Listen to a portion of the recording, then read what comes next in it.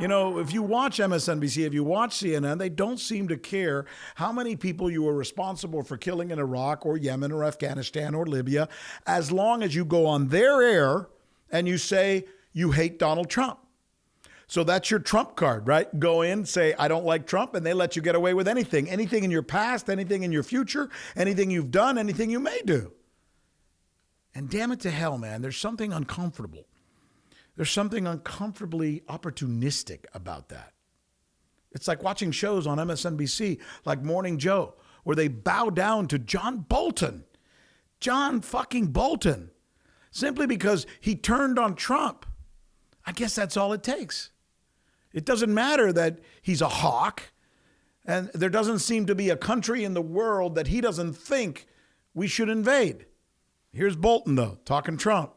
Do you think President Trump will seek the Republican nomination for 2024? I do not think he will run in 2024. I think he knows he lost in 2020. He'll never admit it because he's got such a good con game going against his own supporters. He fears losing in 2024. He hates being known as a loser.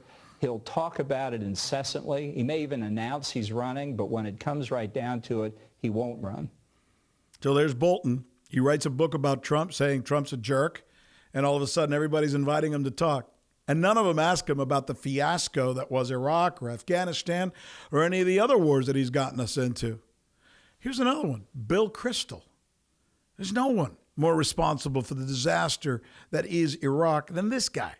Kristol's the fucking founder of the Project for the New American Century. It was an organization that was made up for war profiteers and politicians and weapons manufacturers and neocons who put out a document that essentially said that we should make up some kind of shit about Saddam Hussein so we can invade Iraq and then take his oil.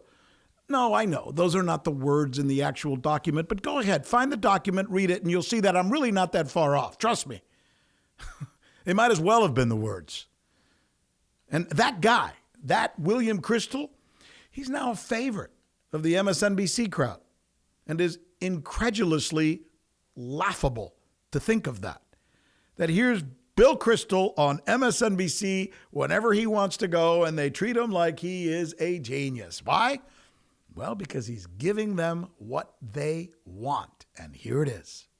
But 4 more years, 4 additional years of a person who's becoming increasingly unhinged, I think that's the question this raises. That's it. Just go in there and say that Donald Trump is unhinged, and they'll put you on the air, and they'll forgive you and forget about anything you may have done in the past. And you know what? That's not journalism, by the way. At least not in terms of what you're supposed to do, which is provide context and perspective. And there's no context and there's no perspective there for the viewer. That's Bill Kristol. And those are members of the media now kissing his ass. The limousine liberals who hate Trump but love wars and don't give a crap about anybody anywhere in the world or whether their children were killed by what is often, and we should admit it, especially if we love this country, our screwed up foreign policy. Right? And that's just the way it is. And as Latinos who come from countries where we have seen this, lived through this, or experienced these foreign policy disasters, we get it. We get it. And these are the kind of things that just need to be told. I would love to hear what you think about this. What do you think of the Boltons and the Kristols of the world and how they are now welcomed, embraced by the media, the corporate media, the cable channels, the network channels? This is the Rick Sanchez News Podcast. We do this for you because we believe that as part of Agua Media, Latinos, being 1/20th of the population of the United States, need to be included in the discussion. And this is what we do. We don't want to be Latinos who are only discussed negatively. More important, our content here, the one that you're hearing, it's not corporatized. I think you could probably tell. So reach out to us. It's important. You're going to be able to find us on Apple or on Spotify or wherever you get your podcast. Take us with you. You don't have to be Latino to like the conversations that we have here for you. Oh, and if you happen to be picking us up on YouTube, subscribe.